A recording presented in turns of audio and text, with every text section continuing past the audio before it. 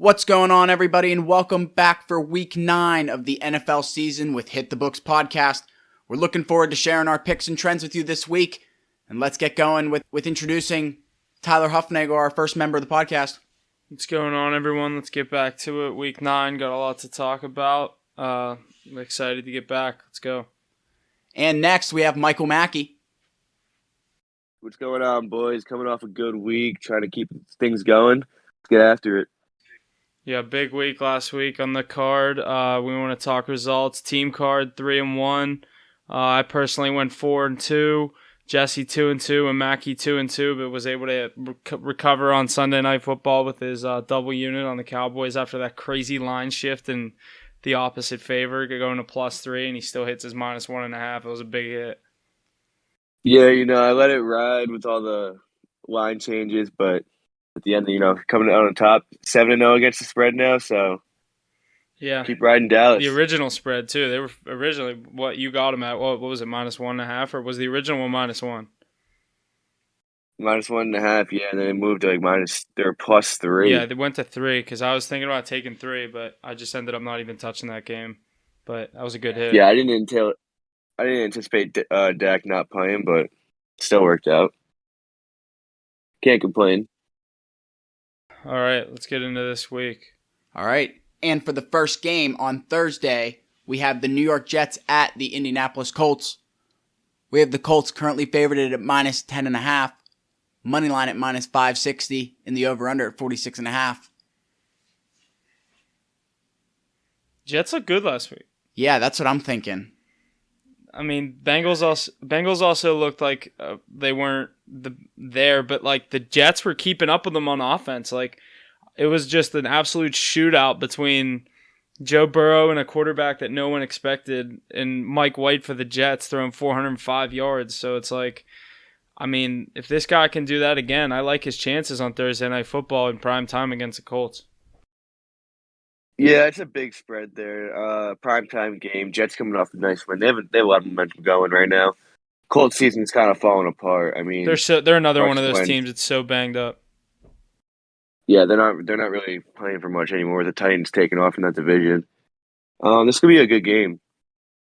I think the Colts come out on top, but give me Jets +10, 10.5, whatever it is. 10.5. That's kind of what I'm thinking as well. I think I'm also liking this over 46.5. The total's gone over in 4 of the last 5 New York Jets games, as well as 4 out of the last 5 Indianapolis Colts games. So maybe play a little over on Thursday Night Football. Maybe I can go 2-0 on the over/under game. Yeah, sprinkle a little on the trend. I'm thinking about it. I did it last week, and it paid off. I didn't like that over 48 that you had until the Texans started scoring. When it was like 31-0 Rams, I didn't think you were going to get it. I thought the Rams were going to win that. I thought they were going to win like 42-3, and you were literally going to lose by 3 points. I was like, and then when the Texans got that touchdown, I knew you were hitting that. So they ended up scoring what, 22? It was 38-0, and I was like, damn, they're not going to put up any points at all. But then they put up like 3 touchdowns in that fourth quarter. Yeah, the Texans ended that game with 22 points. Dude, they almost covered spread. Yeah, they did cover the spread. No, I don't think they did. I think they were off by like 2 points, but like... I thought it was 16. I saw them, I think FanDuel's spread was 16.5. Because they lost by 16. I remember seeing something like that. 38-22. It was 38-22. Yeah, I was like, whenever I saw that number sitting at whatever it was, the end of like the third quarter, halfway through the fourth, I was like, there's no way they're covering that or hitting that over. And yeah, 38-22. And according to the Score app, the closing odds were LA Rams -16.5, and they covered by half. Oh my God, they covered. The over/under moved to like 46.5, right? It was 46.5, yeah. That's right. So you hit your over still. Still I still hit my over. Still covered. And that was -105, so technically it wasn't the favorite pick whenever you took it, but so it was showing signs that it was going to drop. But I like the over in any of those Rams games. That offense can put up points at will with, I mean, Cooper Kupp showing that he can score 2 touchdowns any week. Thank you, gentlemen, and that's a good segue into our next game, the first Sunday 1 p.m. game, Houston Texans at the Miami Dolphins. We have the Dolphins favored at -6.5. The money line at -290, and the over-under at a solid 46. Houston is 8-1 straight up in its last 9 games when playing Miami. So I think we could see a possible cover by the Texans here, but I don't know if I see them winning. I like giving the Texans a points here. Both of these teams are 1-7. I know Dolphins are at home, but they got Tua back. I just think that the Texans are able to keep this thing close. These are two kind of, like I said, 1-7 teams, so I don't expect too much out of this game. If anything, I like the under 46. I don't have too much faith in either of these offenses to put up like right around 23 points. So I like the under and maybe give the Texans the points. Yeah, it's just two bad teams going at it. I mean, 6.5 points is pretty high for two 1-7 teams. Yeah. Especially Dolphins are obviously proving that they can't hang with anybody. Yeah, 6.5 is a lot. I'd say Texans plus 6.5 is good here. Yeah, it's just when there's two teams that are this bad, I feel more comfortable giving the points than, you know what I mean, having to have the bad team that's also 1-7 win by 7. Yeah, exactly. I mean, I don't think obviously they're not good, but I don't think the Texans are They're not the 1-7 worst team bad. in the league. I Yeah. don't think they're the worst team in the league, so they could definitely do something here. Yeah, they're not 1-7 bad, but I mean, they're also not like, you know what I mean, like you said, they're not. No one's expecting anything of them, but Yeah, I'm not expecting anything out of they're them. covering games, as we were saying earlier in the year. They were covering games, so, and they just covered last week against the Rams, a absolute backdoor cover as you can get. That's how it goes. But let's go right into this next one. Denver Broncos at the Dallas Cowboys. We have the Cowboys favored at -9.5. The money line at -430, and the over/under at 49.5. Denver is 5-0 straight up in its last 5 games when playing Dallas. I feel like that's a longer time trend there. Yeah, I don't even know. Interconference game. Yeah, that goes back a couple years, but this one right here, I'll give Dallas the 9.5. They've been covering. They've been a cover machine. What are they, 7-0 against the spread, whatever. Yeah, I like them to win this game at home. Sunday, 1:00 game at home. I think they could win this game by 21 points. You know, just absolutely rout the Broncos. But yeah, I like Cowboys -9.5 here a lot. Yeah, if Dak is healthy, this could be a bloodbath. I mean, yeah, that's the big if. but this could be a field day for him. 500 yards, 3 touchdowns, 4 touchdowns. I don't know. Dallas has shown that they're obviously one of the best teams in the league. They can get wins without their star quarterback. So, give me Dallas -9.5. Follow the trend. I think I'm also liking that Cowboys -9.5. I don't know. 9.5 is just so high, a tough number to play with. But I think it's doable. All right, and next 1:00 game, we have the Minnesota Vikings at the Baltimore Ravens. We have the Ravens favored at -5.5. The money line at -225. 235. And the over/under at 49.5. The total has gone over in 5 of Minnesota's last 6 games when playing Baltimore.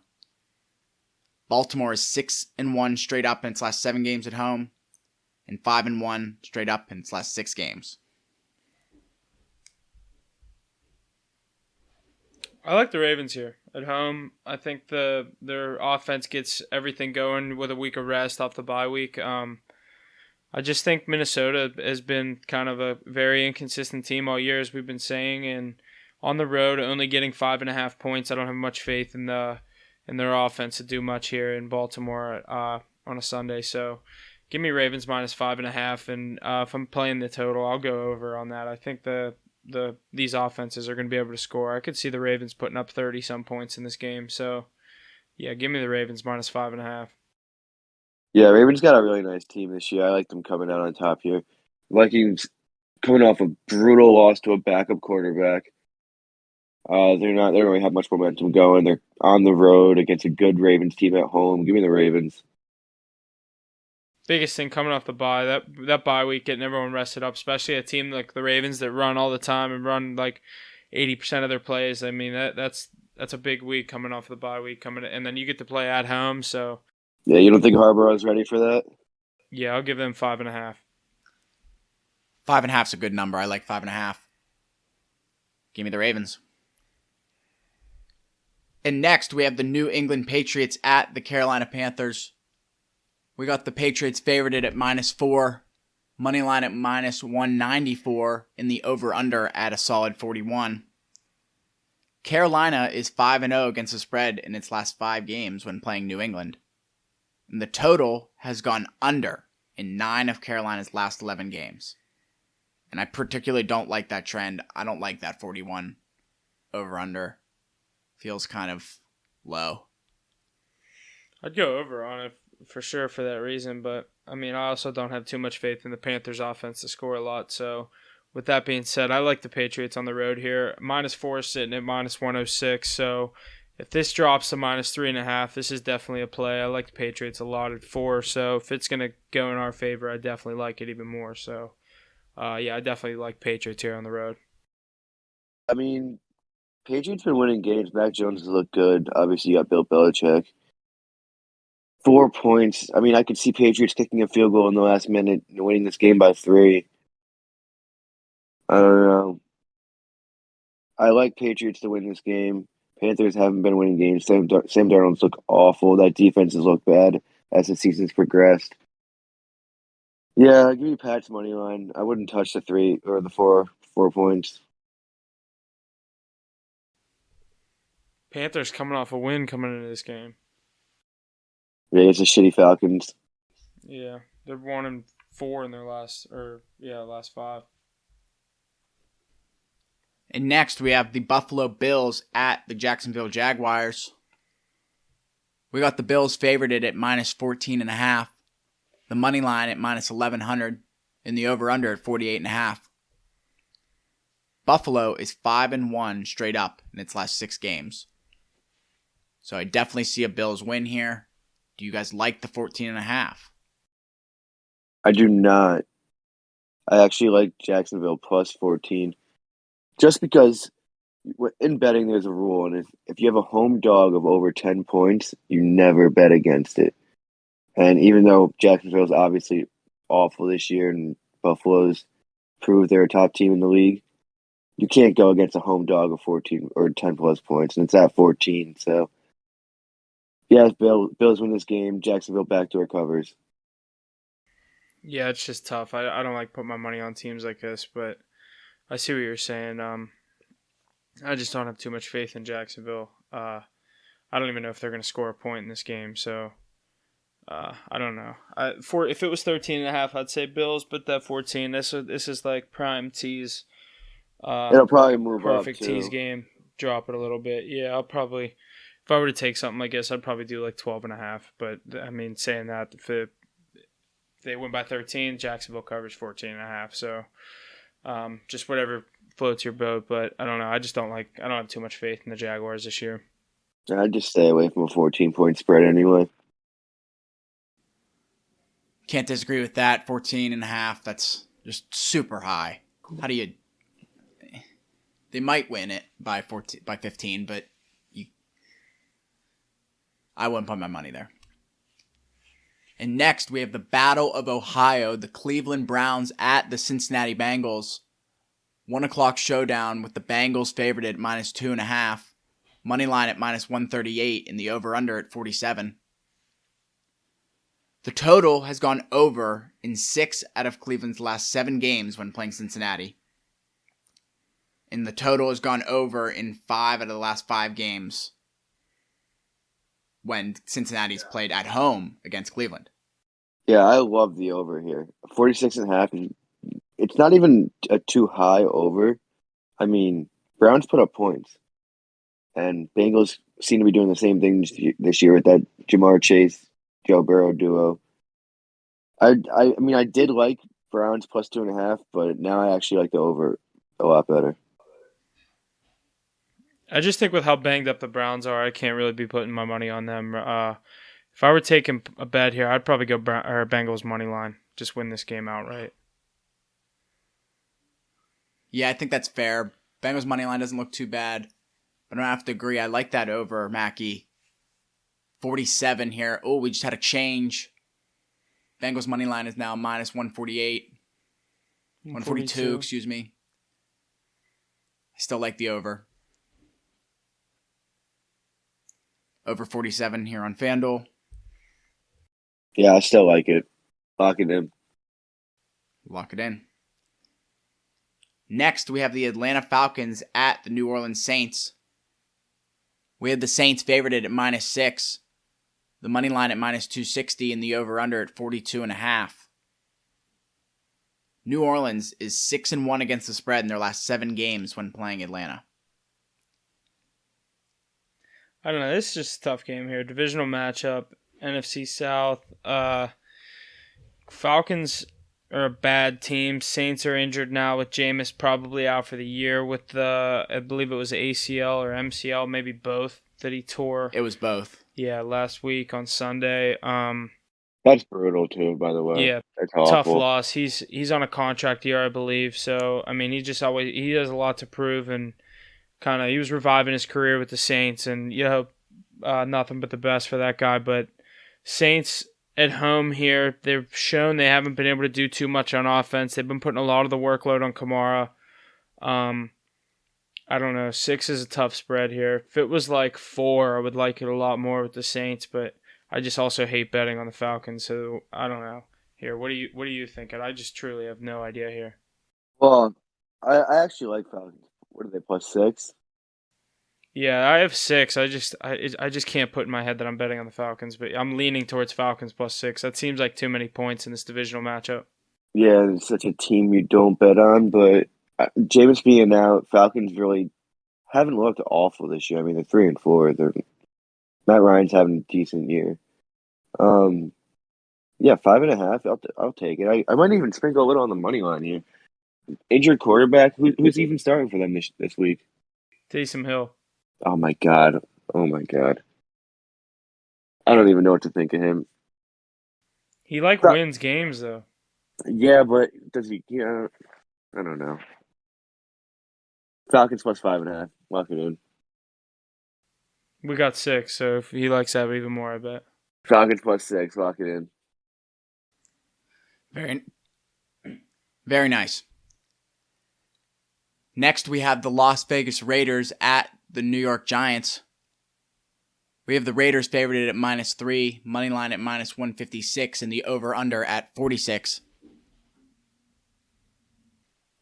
Las Vegas is 4-1 straight up in its last 5 games on the road, as well as Las Vegas is 6-2 straight up in its last 8 games. What happened?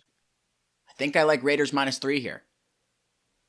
Raiders, another team whose season is just going in shambles, losing the head coach, and now Henry Ruggs has just got released this morning, I believe it was, after fatally getting charged with DUI, causing death, killing a girl and her dog, I believe, and him and the girl he was with are in the hospital, whatever. His career's over. He's facing like 20-some years in jail. Not much going for the Raiders this year, but they've been doing all right on the football field, that side of things. But this game, I don't know. Giants at home plus 3 is weird spread. I don't know. This is a tough game. I think I like the Giants giving them the points here, but it really depends on if if Jacobs is going to be playing in this game. He's been questionable all year. I think he's expected to play, so that could be a big if in this game. But I think when it goes to 2.5, it's looking like it's going to go to 2.5. So I think that 2.5 will be nice. Yeah, this is a tough game because Giants are a sneaky team, and the Raiders, you never know what's going to happen with them. But Raiders are 5-2. They've been finding ways to get wins. 2-1 on the road. Giants are obviously not good on the home or on the road. So yeah, Raiders minus 3.5. I like. I'll take it. Alrighty, and moving forward to our first 4 o'clock game on Sunday, we have the Los Angeles Chargers at the Philadelphia Eagles. We got a pretty small spread of 1.5 here in the Chargers' favor. Money line at -126 and the over-under at 50. The total has gone over in 4 out of the last five games the Chargers have played against Philadelphia. The Chargers are also 4-1 against the spread in their last 5 games on the road. Yeah, everything's. Yeah, I like the Chargers. Yeah, I was gonna say everything's pointing at the Chargers here. Eagles coming off of I think they scored all their points for the season last week in Detroit. I love the Chargers -1.5 here. I think this spread's really small. It kind of scares me, but I love it. Give me Chargers -1.5. Yeah, I mean, not much to say here. The Eagles aren't a very good team. This could be a trap game, but whatever. I'll fall into the trap. Yeah, like I always say, I'd rather be in it than watch them on the sidelines. So. Yeah, whatever. Yeah, watch easy money slip from your hands. But Chargers could win this game by 40 points like the Eagles did last week in Detroit. Yeah, Justin Herbert's going to put up a field day. Coming off a tough week against awful Eagles defense. Give me Chargers -2. With that being said, let's move forward to the 4:30 game, the Green Bay Packers at the Kansas City Chiefs. The Chiefs have moved to -7.5. It has been moving a little bit throughout the day, starting at, 1? It was -1, and then this morning Aaron Rodgers tested positive for COVID, and he's ruled out for this game. So with that being said, it's going to Chiefs -7.5, sitting at -115, and the money line at -375 now. Just wishing I would have jumped on that Chiefs at -1. If we would have done this podcast yesterday, we would have been sitting here talking at -1, but we're going to talk a more accurate line here. So, yeah, well, you probably wouldn't have taken Chiefs -1 if Aaron Rodgers no, was in. exactly. I probably would have had Packers. So it's tough to say. So it's Jordan Love first start. I don't know. Going into Kansas City, it's a tough place to play. I know the Chiefs aren't a good team this year necessarily, but Arrowhead's always going to be a tough place to play. I don't know. 7.5's tough, and it's just going to keep going up. So I don't know. What are you thinking here? I don't know. I mean, a backup quarterback we've never seen before. Chiefs look awful, though. I mean, did you see them last week against the Giants? I wasn't watching that game fully. I was watching like parts of it, but the parts I did watch, I just kept watching Chris Jones go off sides and the Chiefs get offensive holding calls. I feel like they get called. I feel like they get 15 penalties a game. I mean, they're home against one of the worst teams in the league, and they win by 3, and only because of penalties. And they do it to themselves sometimes. It's like I was saying, like they'll have a 3rd and 5, and Chris Jones will go off sides, and boom, first down. Like you need to get off the field there. You know what I mean? Like you have the best, one of the best quarterbacks in the NFL. You need to get off the field, get him on the field, get the ball in your hands. Like you said, you're playing the Giants at home. You should be winning that game by 10 to 17 points in the final score. At least. With a $500 million quarterback, yeah, you probably should win that game by 17 points. Now, this game, I don't know. The Chiefs just haven't been covering. It's hard to take them here, but like you said, just rookie quarterback. I would avoid this game. This was going to be the game of the week. This is what the NFL intended to be the game of the week, but it's not what we're going to get with Aaron Rodgers out. But still could be something to watch, see what Jordan Love ends up doing, but I don't know. I really don't know. I don't like these points at all. 7.5 points is a tough spread, especially with no Aaron Rodgers. You don't know what to expect from the Packers. We'll have to see what happens. Sunday, 4:30. Yeah, if Aaron Rodgers was playing this game, I 100% would have taken the Packers. I agree. Yeah, definitely Packers money line. Alrighty, and next we have the Arizona Cardinals at the San Francisco 49ers. We have the Cardinals favored at -1, the money line at -116, and the over-under at 45.5. Arizona is 7-1 straight up in its last 8 games. They're also 5-1 against the spread in their last 6 games. It's another tough one. Kyler Murray's questionable coming in this game off that sprained ankle. I think they expect him to play, but it's like kind of like how he's feeling, game time decision type idea. If you want to take a gamble on this one, I like the Cardinals if you get them at -1, even though he's questionable. There's a chance, like I said, you can get him at -1, and there's a chance he plays. So if we go into Sunday at 4:26 p.m. and the Cardinals confirm that he's playing, this spread's going to go to probably Cardinals -2.5. I could see, even though they're on the road. I can see it moving even more, honestly.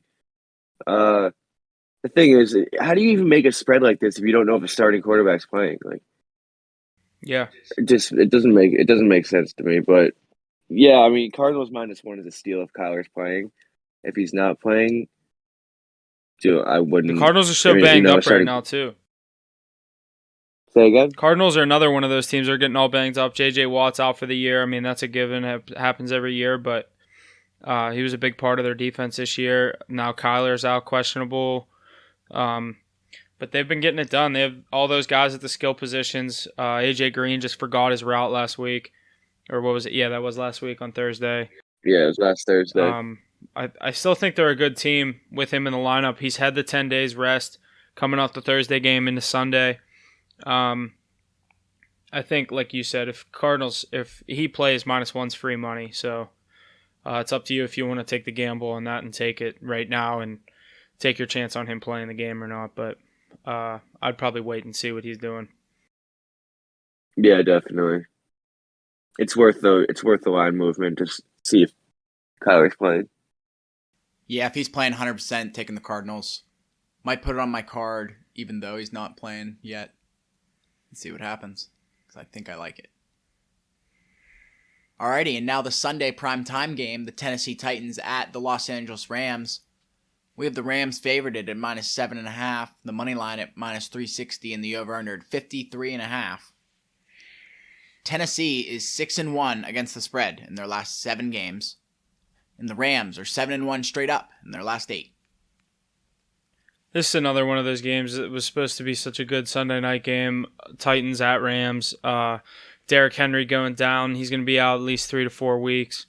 With that being said, the Titans' defense is bad. I just think the Rams can win this game by more than 8.5 or by more than 8. And I know the Sunday night trends, it's going to kill me to go against it, but I probably won't pick this. But I think the Rams win this game, but probably by like 10 to 14 points.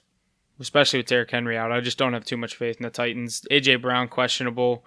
Titans there's a lot of banged up teams right now, and the Rams can just score points. So I think 7.5 is a little. I'm surprised this isn't 9.5 with the fact that Derrick Henry's not playing. Yeah, I mean, I don't know. I think the Rams are overrated, honestly. I think if you're a team in LA, you automatically get like an extra 3 to 4 point spread just because you're in LA.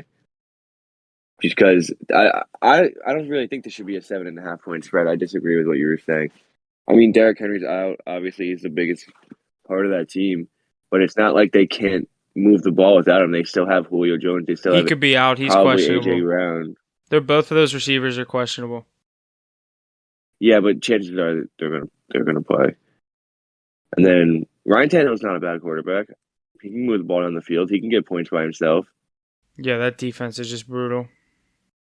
I know, yeah. I mean, play my cards. I'll go with the trend. Give me Titans plus 7.5. I want to see something. I'm reading his injury update. No, that was for last week. Okay, yeah, there's no update on Julio Jones. He's just still questionable. Yeah, I don't know. I like the Rams here. Probably won't take it, but I like Rams. Yeah, I probably won't take it either, but.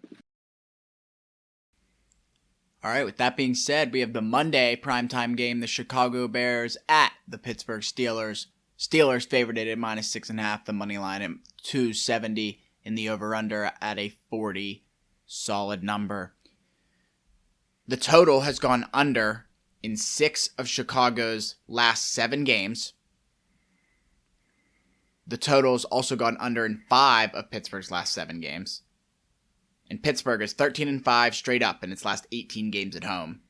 So playing pretty strong at home.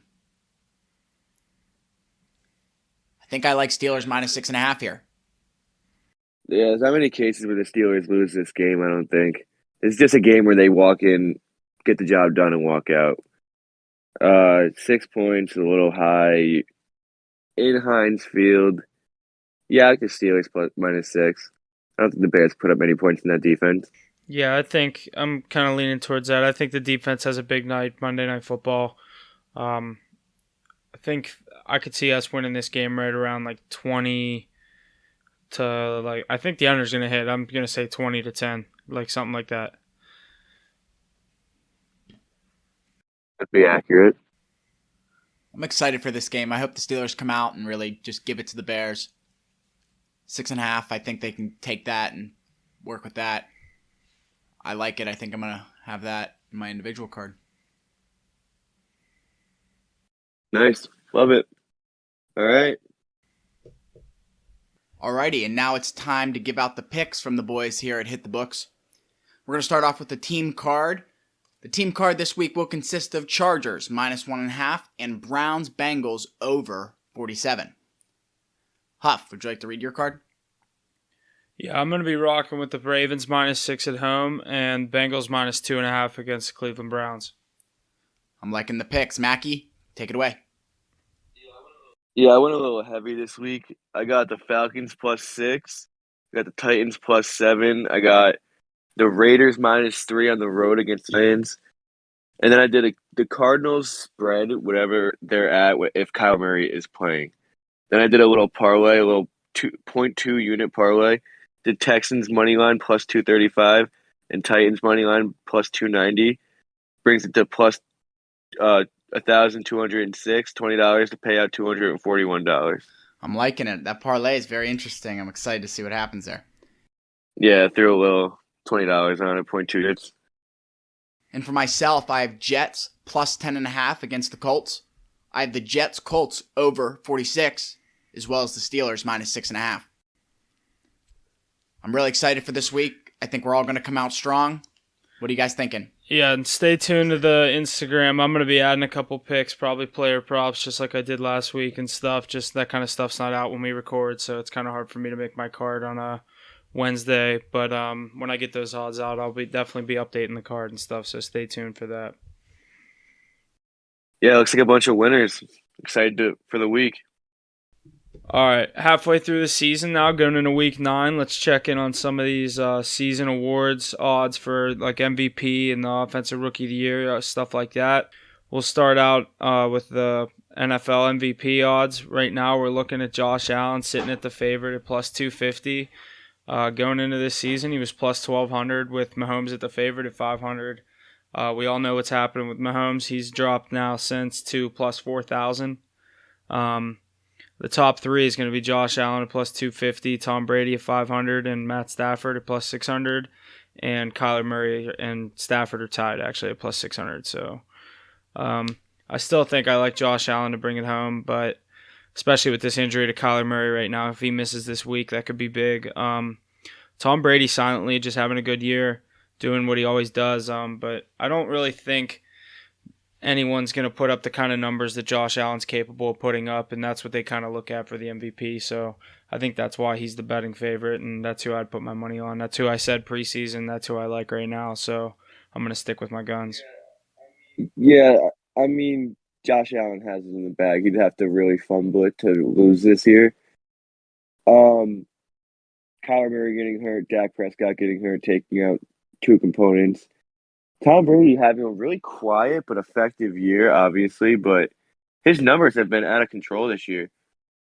I think he's being a little overlooked, but Josh Allen's definitely got it. Yeah, in the bag here. they love to see give the him MVP fumbling to the this. young, like up and coming player, get his name out there. They got to get him an MVP while he's still like in his younger years. You know what I mean? So They'd have to lose some games that they were really supposed to win for him to not exactly win Rookie of the Year or win MVP. My yeah. bad. But now leading into Offensive Rookie of the Year, going into this season, I like Najee. I think he was like +950 or 1,000. Right now he's +1,100. That's not the odds. That's not the way you want to see your odds going halfway through the year. The favorite right now is Jamar Chase at -160 with the crazy year that he's been having, him and Joe Burrow. Second place, we got Mac Jones at +380, and then Najee's +1,100 at the third place spot. So I think, yeah, Jamar Chase has this one in the bag. I think barring any crazy injury or Just starting to drop every ball that comes his way. I think he has this one already in the bag at minus 160. Yeah, I love Najee, but this is a two-man race. Jamar, you got to remember he's not a quarterback. Mac Jones is in every single play of every single snap. Jamar Chase is only in the play if Joe Burrow gives him the ball. Yeah. So, you can say Jamar Chase has it in the bag, but it's not really his to lose. I would say I think Mac Jones could still control his own destiny. The Patriots keep when- winning games. Yeah, I see what you're saying. Yeah, just him being a quarterback just gives him a lot more opportunity to be a better player. So I think Jamar Chase wins it, but I wouldn't rule out Mac Jones. You never know how the second half of the season could go. Yeah. And then Defensive Rookie of the Year, Micah Parsons is going to be the favorite at plus 110. I'm surprised he's not minus odds yet. He's been having a good year. Jason Alway plus 700 and Azeez Ojulari at plus 1,000. One of my favorites for the Defensive Rookie of the Year going into this year was Patrick Surtain for the Broncos. After that hot start, they've just cooled off, and I think that's kind of why his odds are slipping. I think he's been having a decent year, but their defense and stuff, they just lost Von Miller. It's just going downhill in Denver, so I think Micah Parsons is going to get this one. Denver's definitely on the route to tanking right now, but Patrick Surtain's had a great year so far. He's definitely been the highlight of that team.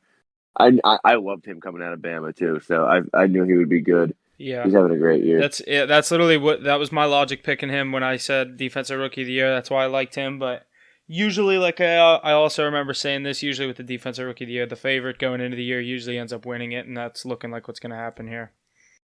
Yeah, I like Micah Parsons here. He's having a dog of a year. Dallas is winning, so you figure he'll get it. Especially a team that needed a defensive player to come in and step up. I mean, they didn't know they were going to lose Jalen Smith, but he's filled that role in perfectly, and that's exactly what they were looking for. But yeah, dude, that defense has clearly gotten a shit ton better. So yeah, maybe that's what they needed was that. They also got Diggs back, so that helped they a look lot. good. And then leading right into that Defensive Player of the Year, top three guys: Myles Garrett plus 300. It's going to be a lot closer race than a lot of the other ones. T.J. Watt plus 400 and Trayvon Diggs plus 500. And then you can never count out Aaron Donald sitting down there plus 800. Looking at this one, I don't think there's too much value in Myles Garrett at plus 300. I know the Browns he's always going to do what he can do on, last week against the Steelers. We had a fourth round left tackle. Garrett was involved in the plays, but I think he had a sack, maybe sack and a half. But if you tell me going into that game that Myles Garrett's coming into the game dressed as a Grim Reaper with every quarterback's name on a cape that he's ever sacked, and he's only going to get one sack on a statue, Ben Roethlisberger, on a rookie left tackle, come on, you got to have a bigger day than that, especially at home. I don't know. I think this is kind of between T.J. Watt and Trayvon Diggs. If Diggs can keep up this interception rate, he's definitely going to be in the conversation towards the end of the year. It's just usually a lot harder for defensive backs to win this kind of award because they need those kind of stats. If Watt and Garrett keep putting up the sacks, it's going to be hard for Diggs to keep up. Yeah, it's the same thing as Jamar Chase being a wide receiver and Mac Jones being a quarterback. Yeah. Trayvon Diggs is going to have to overperform to have a chance here. Exactly. T.J. Watt and Myles Garrett are going for the running back or the quarterback on any given play, whereas Diggs... Every single play. Yeah, exactly. Diggs has to wait for them to throw him the ball. They could go the whole game without throwing to his side of the field. Yeah, and how often... he's been doing it, but you can't really keep up an interception per game. Yeah. So. And this next one, there's not even much to talk about. Comeback Player of the Year, Dak minus 350. I actually had a bet on this at the beginning of the year. Yeah, that was... It was minus 125 odds. It was pretty much a steal. Yeah, I was going to say that. I think preseason he was even plus 120. Was not even crazy underdog at all. Yeah, it was ridiculous. The long shot of the season was McCaffrey was the favorite for the AP Offensive Player of the Year. I know he got hurt, but Cooper Kupp sitting at the favorite at plus 130. The second place person is Devontae Adams at plus 1,400. That's insane. So he basically has that in the bag. Wait, say that again. Where is odds? Cooper Kupp is the front runner for the AP Offensive Player of the Year award at plus 130, and Devontae Adams is in second place at plus 1,400. Oh my God! For Josh Allen 1,600. Yeah, Offensive Player of the Year, yeah, Cooper Kupp's having that good of a year. dude. He's putting up like a touchdown or 2 touchdowns a game with like 10 catches and like 100 yards. He's going off. Oh my! I honestly didn't even know that. I'm not gonna lie. Yeah, he's having an absolutely insane year. Wow. He's like the number. He's definitely the number 1 fantasy player this year. I know that. Receiver, yeah. He's gone 2 games this season without a touchdown, but then he's also gone 4 games this season with 2. So what is that? 5. He has 10 touchdowns through 8 weeks. That's insane from a receiver. That is absurd. I don't even want to count the yards. He has 600-yard games, 2 games over 150, 1 over 130. And even the games that he didn't go over 100, 96, 92, 64. So, see, like he has the same MVP odds as Jamar Chase. How is that even possible? That's what doesn't make sense to me. Yeah, I don't understand like the Player of the Year and MVP and all that shit. I don't know. I don't get it. Yeah. I was just looking at that to make sure. Yeah. Cooper Kupp plus 7,500 on the MVP. It's like I don't know how they determine that. But I mean, it's not my job, so. Yeah, look at this Coach of the Year. Look at Brandon Staley had it in the bag, but we got a new front runner here. Mike McCarthy at plus 600 is the front runner for Coach of the Year now. Who's the top 3? Brandon Staley has been like plus 200 the entire time. Now he's plus 700, and Cliff Kingsbury's plus 700 as well. If the Cardinals keep up the pace for that, I could see Kingsbury getting it because he's like a younger coach. Yeah, definitely. I think one of those teams are going to end up like 15-2 or whatever it is, 14-3, and whoever it is gets Coach of the Year. Yeah, exactly. How about the Braves winning the World Series? That team just clicked at the right moment. I going into that series, I mean, I wanted as soon as the Braves got there against the Dodgers, I was just rooting for them to get the Dodgers out of the playoffs. I mean, I like Mookie and a lot of the guys on the Dodgers, but I just like seeing new teams get in and win. So, yeah, but I'm telling you, that Braves lineup, player for player, matches up with the Dodgers. That team was insane. Yeah, 6 Each games player, they did Austin Riley, Adam Duvall, Soler. That closer for the Braves, Will Smith, is that his name? He's disgustingly good. Yeah, he's filthy, yeah. And they did it all without Acuna. Freeman showed up with 5 home runs, just absolute terror of a World Series. That's the craziest part is Ronald Acuna wasn't even playing. Yeah, a lot of people are acting like a lot of people on ESPN right now. They're like, "Oh, Freddie Freeman's the face of the franchise." Yeah, he's the face of the franchise, but your best player has been out since July. Exactly. Yeah, he's the face, but he's definitely not the best player. Just because Ronald Acuna, you know what I mean, it doesn't want to be in front of the cameras all the time. Like Freddie Freeman's like the perfect spokesperson for a team. You know what I mean, like captain idea. But I don't know. Like Acuna's your best player by far, and everyone's acting like Freeman's nothing a personality about it. guy. Yeah. But I don't know. Congratulations to the Braves, and I just got a good notification here, a little hockey update. Sidney Crosby has COVID. Penguins star displaying mild symptoms as team continues to battle multiple cases. Jeez, of course. Came back from falling one game. apart. So yeah, he's going to be out for a little bit. They're falling apart right now. Dumoulin also tested positive. Yeah, Pittsburgh's going through it right now. Yeah. Let's talk about Henry Ruggs. Dude, that was crazy. When I got that update, I woke up to that. Yeah, when I got that update, it was the crash was yesterday morning. It was yesterday at 3:45 a.m. Yeah, or 3:49 a.m. or something. Yeah. Yeah, it was yesterday, real early in the morning. Report. He'll never play another game again. Oh, he's gonna go to jail. Yeah, he's at least he's looking at like 20 years in jail.